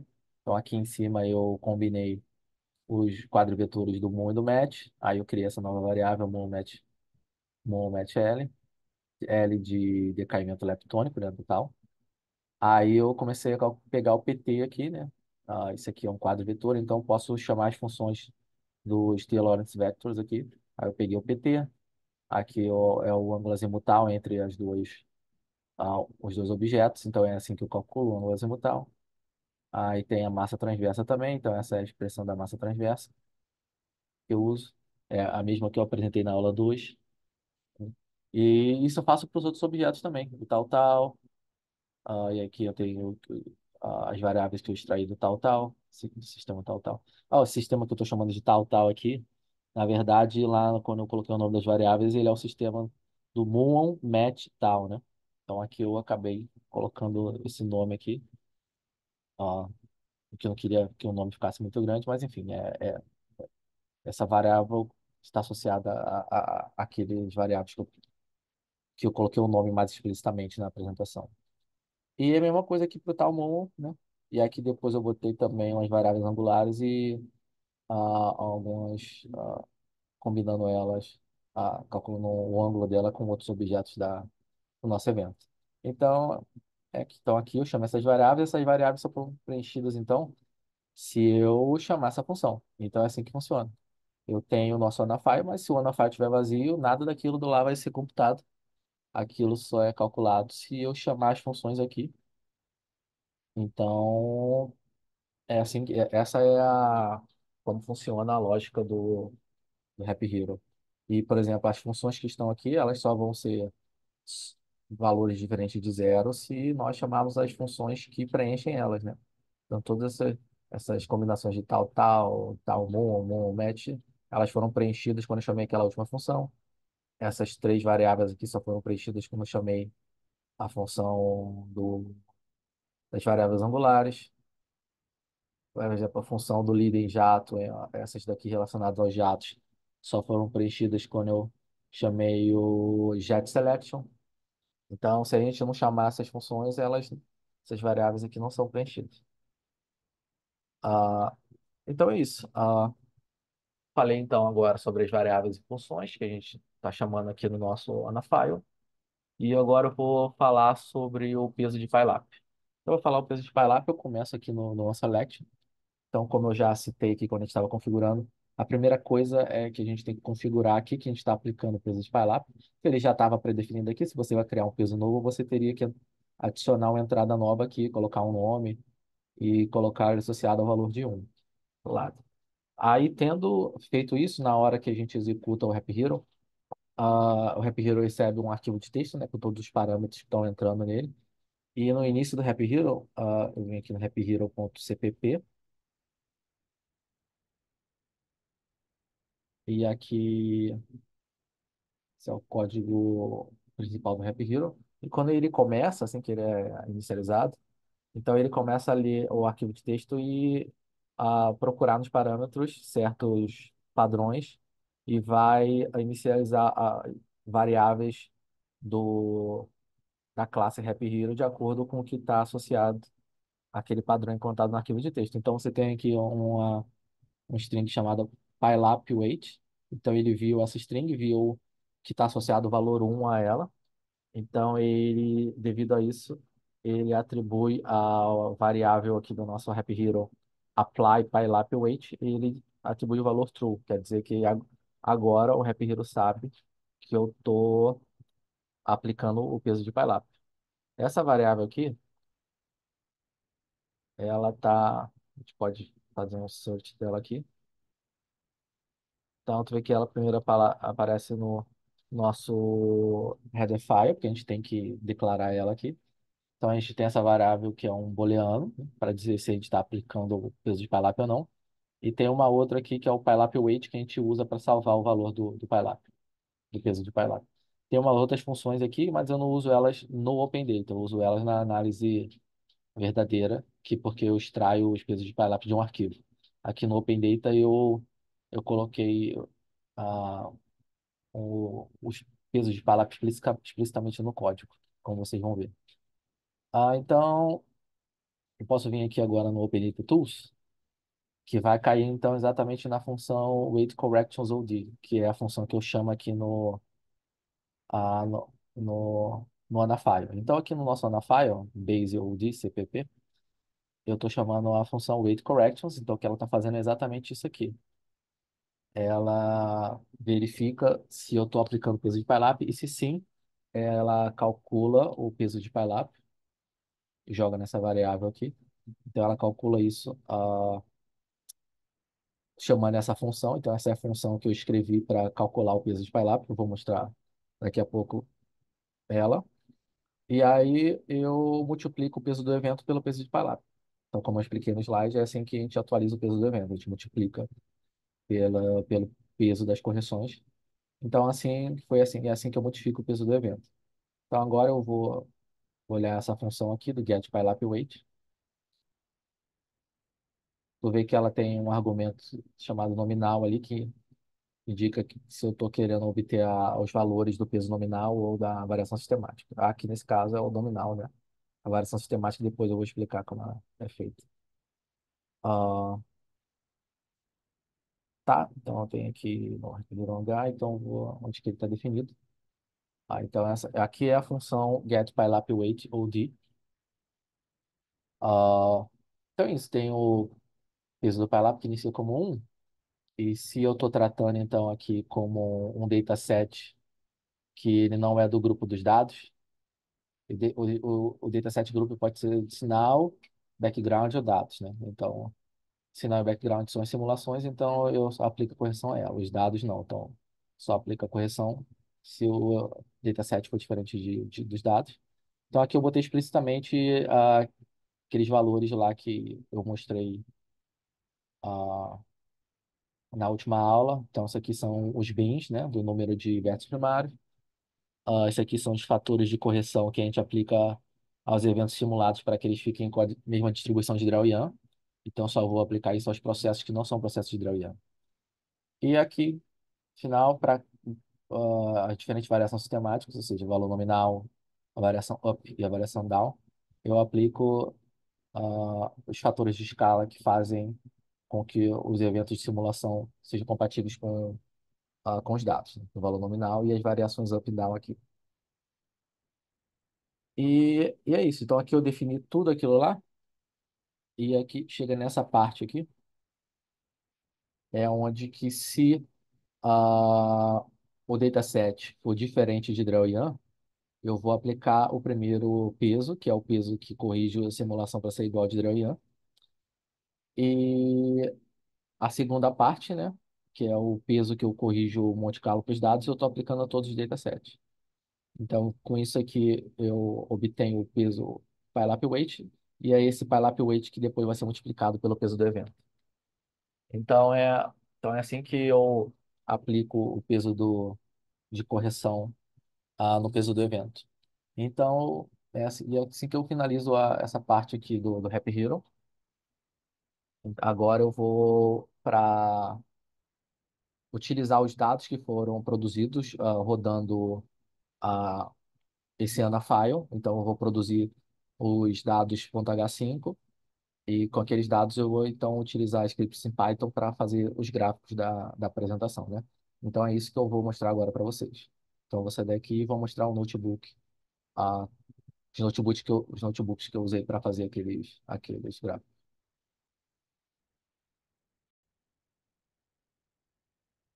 Começamos agora, então, a segunda parte, a parte prática associada à aula 3.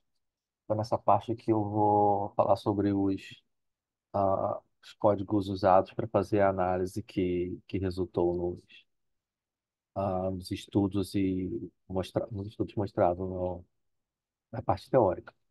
Então, a primeira coisa aqui é a parte do plot, mostrando a distribuição da variável angular, para mostrar o impacto dos eventos de QCD nas distribuições. Então, aqui, novamente, temos um notebook. Então, esse notebook é específico para fazer aquele plot da variável angular. Então, começamos aqui, como sempre, importando os arquivos, os pacotes. Aqui a gente, no notebook, eu tenho que definir aqui o Python Environment quando eu começo. Então, eu vou escolher aqui aquele ambiente que eu criei do Anaconda, chamado CMS, com Python 3.9. Então, eu clico nele aqui e ele começa a executar. Então, aqui pronto, ele importou os pacotes. Vem para a segunda parte, que é a parte de leitura dos arquivos. Ah, eu vou depois. Isso é padrão, todas as vezes que a gente for trabalhar com esses arquivos em Python, eu tenho que ler os arquivos, aí eu vou juntar os datasets, dependendo da análise que eu vou fazer.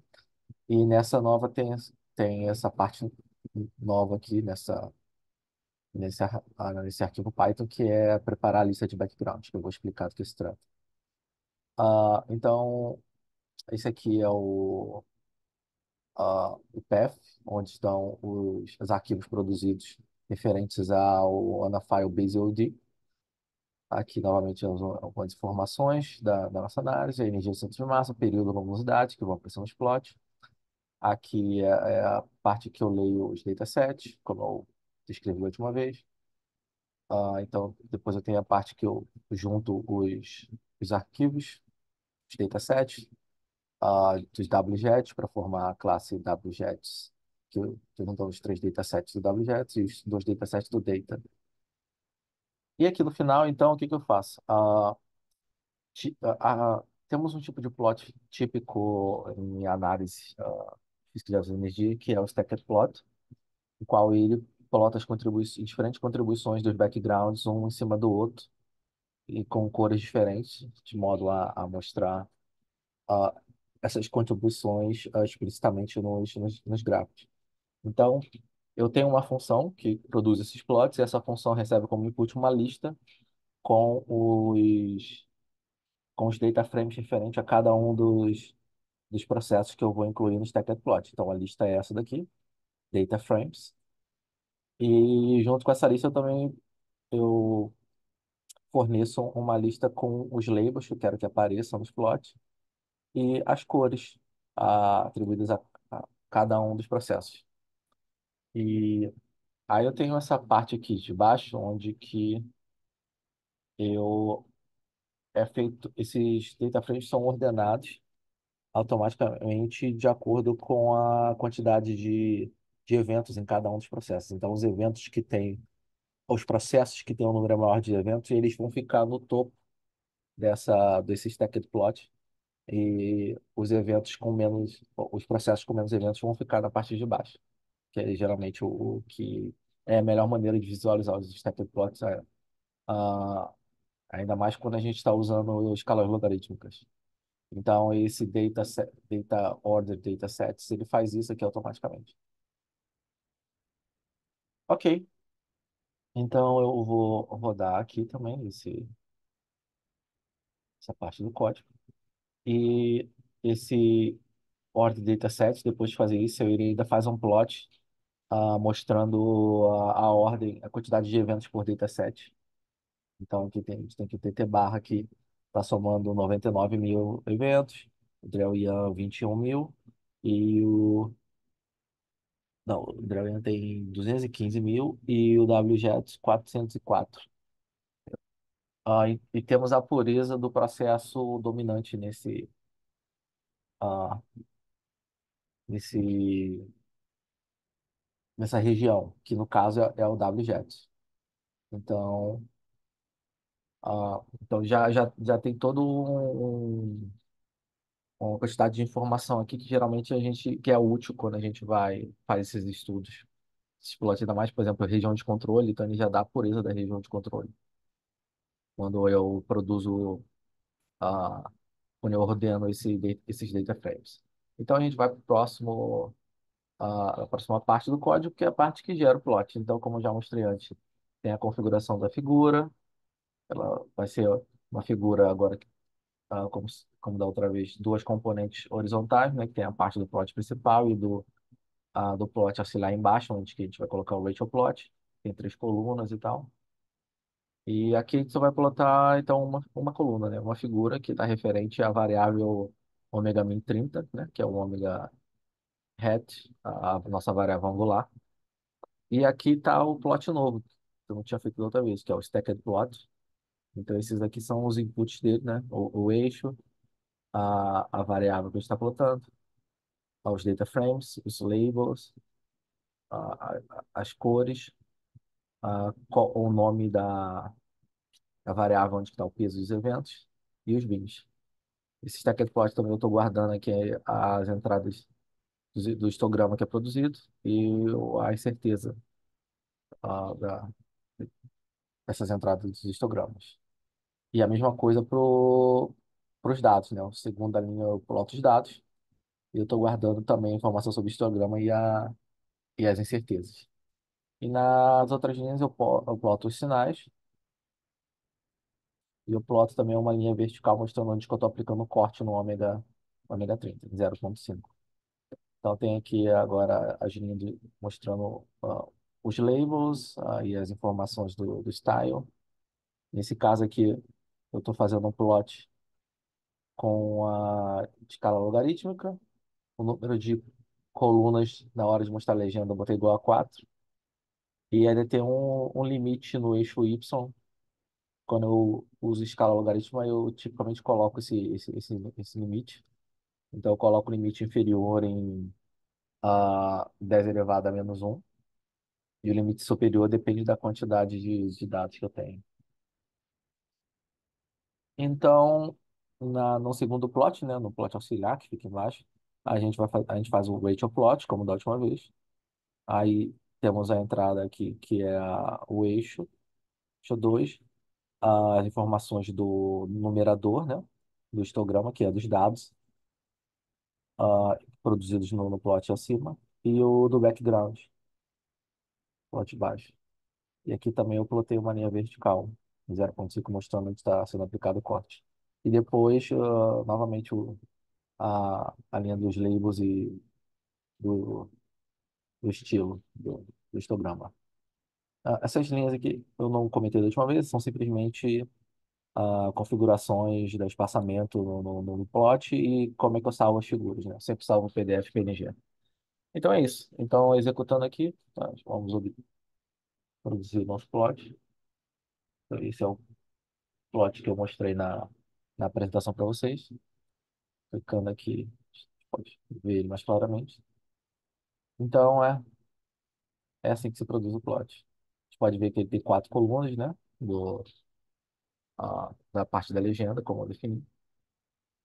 Ok, então eu vou agora para o segundo. Então, depois que eu mostrei a distribuição da variável angular, né? Para mostrar que o QCD fica concentrado aqui para baixos valores da variável angular, eu depois fui mostrar os cortes que definem o baseline selection. Então, vou aqui para o notebook do baseline. Então, novamente, eu tenho que importar os pacotes. Então,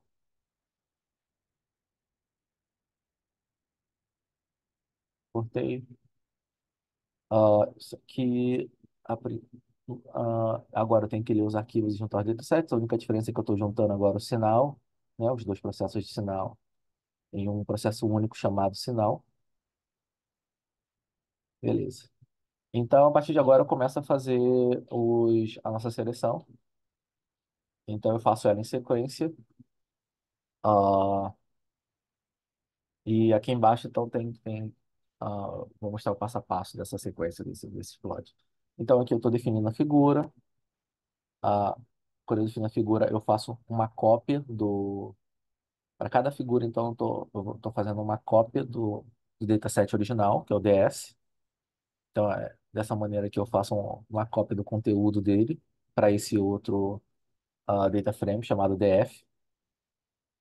E no DF eu aplico o corte dessa primeira etapa, né, do estudo, que eu vou plotar ah, a minha variável só com o corte no ômega min, né, que foi o corte que eu apliquei também ah, que é o corte que eu defini no estudo do QCD, em ômega min acima de 0,5. Tendo definido isso, então aqui de novo eu defino os data frames, mas agora os data frames estão vendo que eles estão usando a informação desse DF, que é a cópia no qual eu apliquei o corte. Isso é importante. O dataset original, que é o DS, ele não foi alterado, então ele está lá perfeito, porque eu vou utilizar ele também nas próximas etapas. Por isso que eu estou fazendo uma cópia. Então, cada cópia eu faço um corte só naquela cópia e estudo a variável que eu quero, utilizando aquela cópia que teve uma seleção já aplicada a ela. Então, eu estou fazendo isso aqui. Então, defini aqui os data frames, agrupei os datasets aqui no, nessa lista de data frames, lista de labels, lista de colors. E, e aqui eu fui fazer o primeiro plot, que é o plot no Leading Jet, no Leading Jet PT do evento. Então, a gente começa aqui com o plot número um, né? Então, no primeiro corte da coluna, primeiro gráfico da coluna da esquerda, temos a variável do Leading Jet, que eu estou plotando, a definição dos bins. E aqui tem os plots que vão aparecer os gráficos que vão aparecer na variável. Então, eu estou interessado em fazer estudo. ah, então, a ideia do estudo do definição do Bayesian Selection é fazer comparações entre Monte Carlo e dados e definir onde que seria melhor aplicar cortes para eles, para eliminar a quantidade de backgrounds e manter o nosso sinal lá. Então, eu estou interessado no background e no sinal. Acho que eu falei errado. Então, é isso. É o que eu estou plotando nesses gráficos. Então, eu estou aqui o stacked plot com background e o step plot do sinal. Beleza, eu vou sempre mostrar também o corte, uma linha vertical, mostrando onde que eu estou aplicando o corte propriamente dito. Ok. E na parte de baixo, no segundo plot, no plot auxiliar, é o que tem uma coisa diferente aqui, que é uma classe que eu chamo de control, que ela é utilizada para fazer alguns plots especiais, auxiliares aos meus histogramas. Então, eu tenho aqui a definição desse objeto da classe. Da classe. Então, a entrada é a variável que eu estou estudando. Então, eu tenho que entrar com uma lista de datasets de sinal. Então, repare que eu estou colocando o dataset de sinal dentro de uma lista. No caso, aqui só vai ter um elemento dessa lista, mas a entrada tem que ser uma lista. E os data frames, eles são uma lista dos backgrounds. Então, o que eu chamo de sinal vai vir na primeira lista e o que eu chamo de background vai vir na segunda lista. Depois coloca aqui a variável que a gente considera como peso e os bins. Sendo definido isso, tem uma quantidade de funções que a gente pode chamar desse objeto control que a gente tem interesse. Então, uma vez que eu já defini o sinal e o background, que eu chamo de sinal e background acima, então agora eu só preciso chamar funções específicas dependendo do que eu quero. Para fazer esse estudo, então, eu chamei a, a função chamada signal fplot, que é a eficiência do sinal. Então, eu coloco aqui, eu chamo essa função, então eu coloco aqui o label que vai aparecer, vai estar sinal e a cor azul. E no caso do background, também posso chamar o BKG fplot, que é o plot da eficiência do background.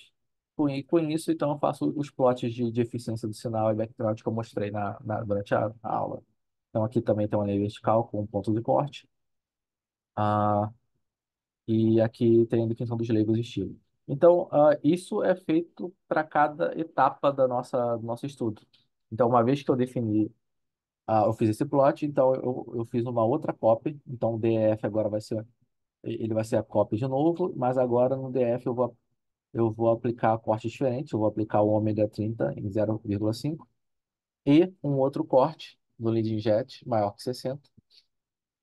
E agora eu faço a mesma coisa, agrupo aqui os data frames, a lista de data frames, e faço o plot agora da energia hadrônica transversa perdida. Aí, mesma coisa que eu fiz do outro plot, então, aí depois eu faço a cópia de novo e aplico um novo corte, que é o corte da energia hadrônica transversa perdida, ou seja, da variável que eu plotei anteriormente.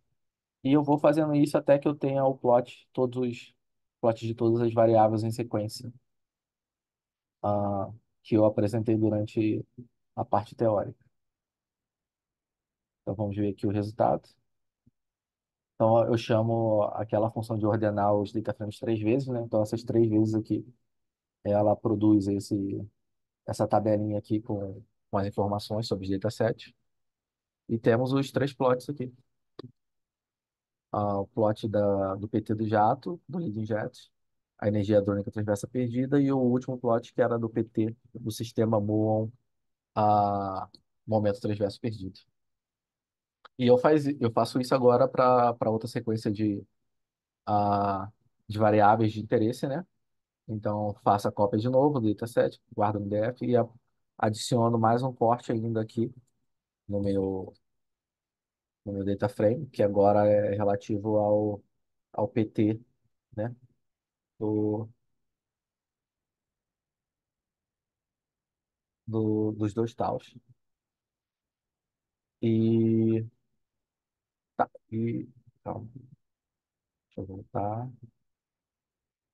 Tá. E com isso, então, eu faço aqui tenho a definição do novo plot, do novo gráfico. E então, e assim em sequência, né? Então, eu faço uma nova variável, aplico os cortes novamente, aplicando mais um corte aqui. Ah, então, aqui tem o plot do Muhammad PT, e aqui até o final, até eu terminar a outra sequência de gráficos que eu mostrei na análise.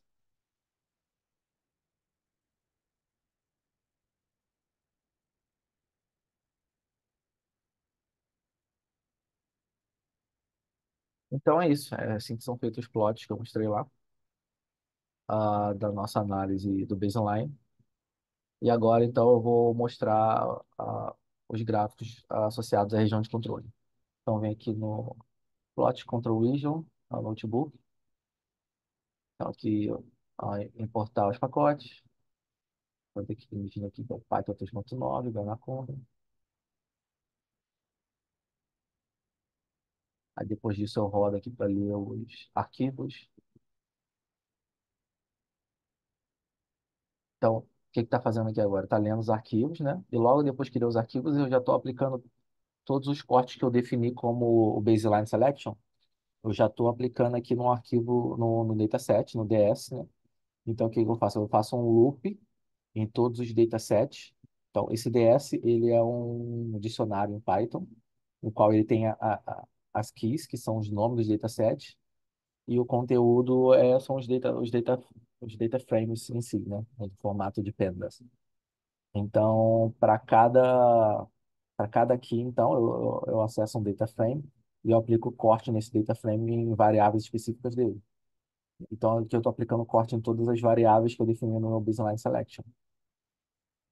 Continuar vindo aqui, você vai ter toda a lista de variáveis e os cortes que foram aplicados. Então, agora eu já vou fazer um estudo em cima desses cortes já aplicados, porque as regiões de controle são definidas em cima dos cortes da seleção base, né, que eu estou chamando aqui de baseline select. E aí, depois de eu aplicar esses cortes no DS, né, eu junto os datasets, como eu fiz das outras vezes. Ok. Então, eu começo a fazer os plots nas diferentes regiões. Então, para fazer isso, para cada região, então eu começo a definir a figura aqui e eu faço uma cópia do DS dentro do DF, né? O DF vai ser a cópia. E nessa cópia aqui, eu faço novamente o loop, né? Nas diferentes processos, né? E para cada processo, então, eu modifico, aplico os cortes que definem a região de controle. Então, para cada região de controle, eu tenho que fazer esse procedimento aqui, fazer uma cópia do dataset original e aplicar os cortes referentes à região de controle. Só então eu faço os gráficos associados àquela região de controle. Então, essa aqui é a região de controle de WJETs. Então, a gente tem aqui os cortes que foram feitos. Número de jatos igual a zero, número de moons igual a 1 e a massa transversa do sistema mol-match maior ou igual a 65. Depois de fazer isso, então, eu pego a lista de data frames, eu defino ela como o DF, né? Os processos definidos guardados no dataset DF, que é o que tem os cortes da região de controle. Fazendo isso, então eu só faço os plots depois, né? Das três variáveis que a gente vai usar para discriminar o sinal, que é o PT do muon, a massa invariante do sistema tal muon e a diferença do ângulo azimutal entre o muon e o momento transverso perdido. Então, aqui em cada plot, eu vou plotar o background, os dados e o sinal. E embaixo eu vou plotar o ratio plot, a divisão do histograma do sinal pelo histograma do background. Então, vou rodar aqui.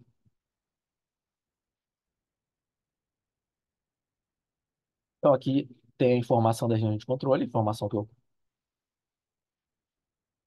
eu coloquei lá na apresentação. Então, a, a região de controle do WJATs tem essa pureza, né, de 89%, que está aqui. E aqui embaixo nós temos os plots de gráficos das três variáveis de interesse. Então, e fazemos a mesma coisa para as outras regiões de controle, né? Vemos aqui que essa região de controle é associada ao top and stop. Então, está aqui a definição, né? Número de beijatos maior ou igual a 1, número de moons igual a 1, e a massa transversa do sistema muon, momento transverso perdido menor que 65 joules. Então, eu vou clicar aqui também para gerar os gráficos. Então, a gente tem a informação da pureza aqui, ó, 82% a pureza dessa região de controle. E embaixo nós temos os gráficos referentes à região de controle do top and stop. E por último, tem a região de controle de Drell-Yan. Então, aqui é a definição da região de controle. Ela é número de beijatos igual a zero, número de moons igual a 2, ou a massa transversa do sistema muon, momento transverso perdido menor que 65. a, a diferença de massa dos dois leptons com relação à massa do bóson Z, ela é menor que 15. E aqui, isso. E aqui é que o requerimento é que os dois mons tenham cargas opostas. Então, tendo feito a definição do Drawian, faço a mesma coisa para fazer os outros plots. Então, vou gerar aqui, vou executar a cédula. A pureza, então, vocês têm a informação da pureza aqui, de 99%. E aqui estão os plots da região de controle de Drawian. Por fim, eu mostro então aqui o notebook que faz os gráficos da região de sinal. Então, vou executar aqui para importar os pacotes, selecionar aqui um ambiente Python qualquer.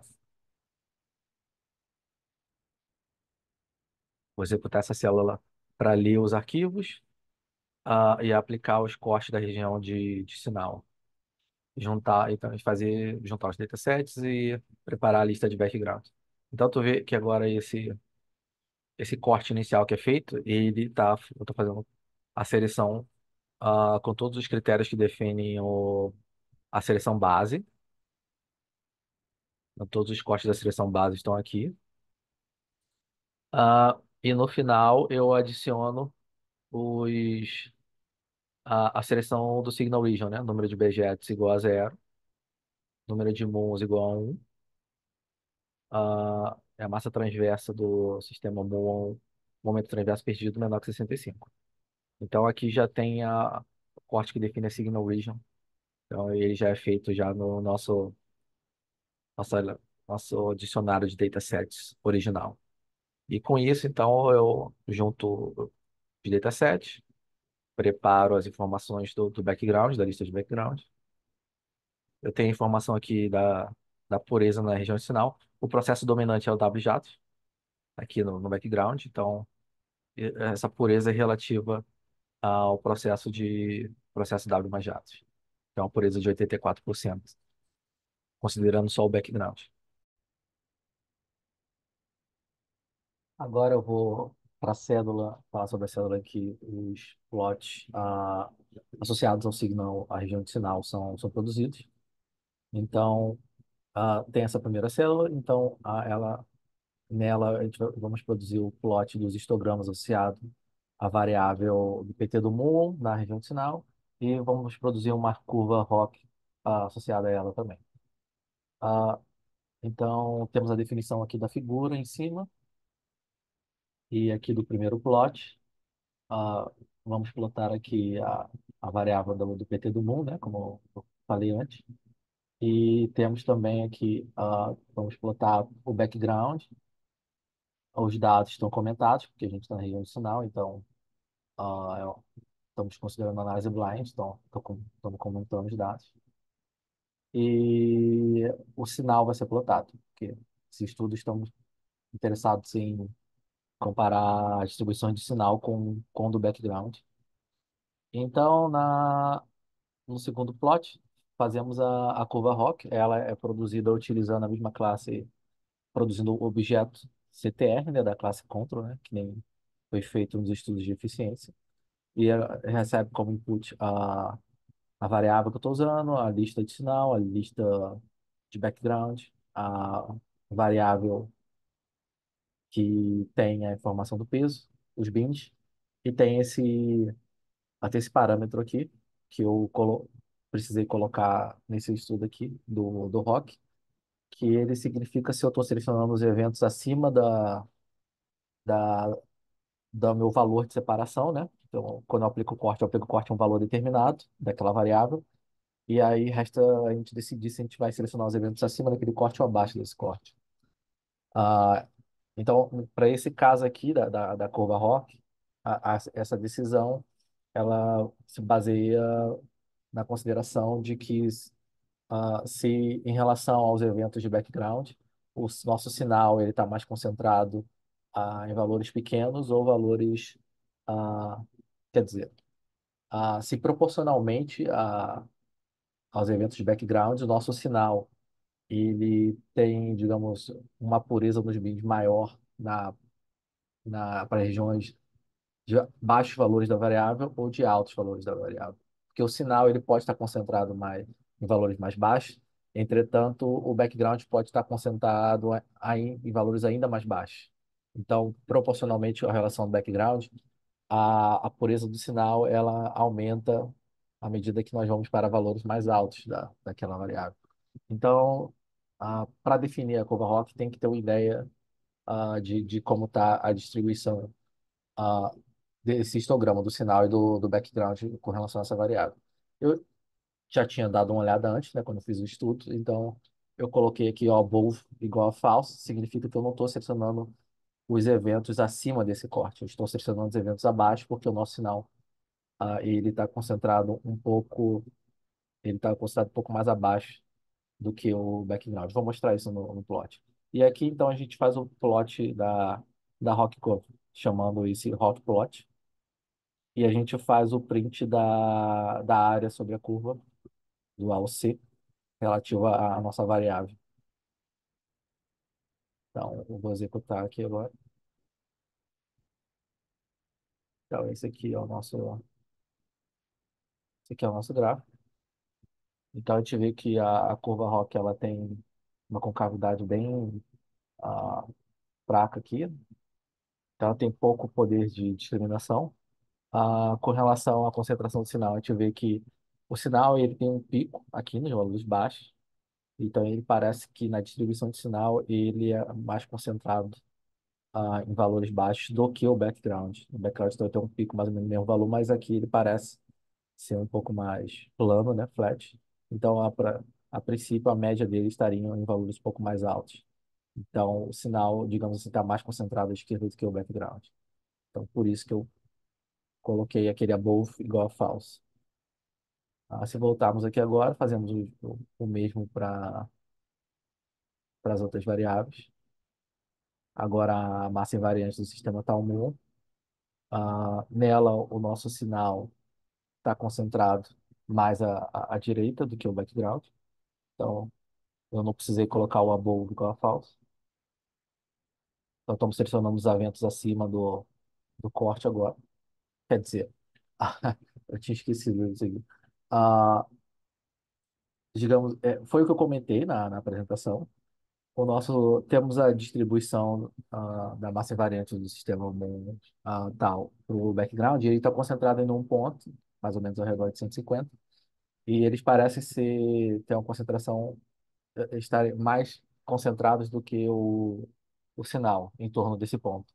O que faz com que, à medida que a gente se distancie desse pico, o nosso sinal, que ele está mais disperso, ele tende a aumentar em proporção, a proporção dele com relação ao background.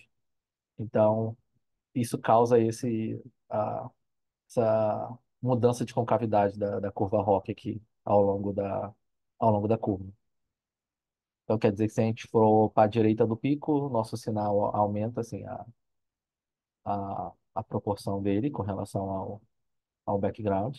E se a gente for para a esquerda, ele também aumenta um pouco, porque ele está mais disperso, assim. Então, enfim, então a curva ROC para essa variável, ela não dá uma informação muito precisa do que exatamente está acontecendo.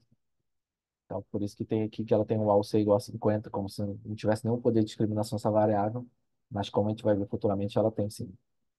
Tá, e por fim, a variável da diferença do ângulo azimutal entre o MON e o momento transverso perdido.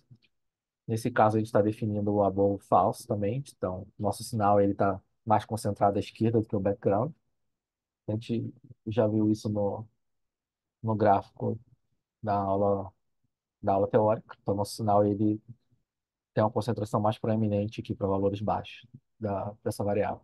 Então, isso resulta também em um ROC com uma área sobre a curva com valor maior, aqui, de 0,67%, 0,67.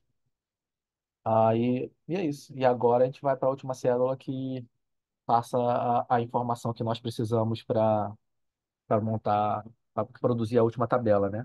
Que seria o número de eventos na região de sinal. Então, para fazer isso, a gente pega o dataset, né, da região de cada processo e a gente soma sobre todos os pesos de evento de, de todos os eventos desse processo. Então, que tem Então, tem a nosso dicionário de data frames. Então, estou selecionando data frames associados ao processo WGETS.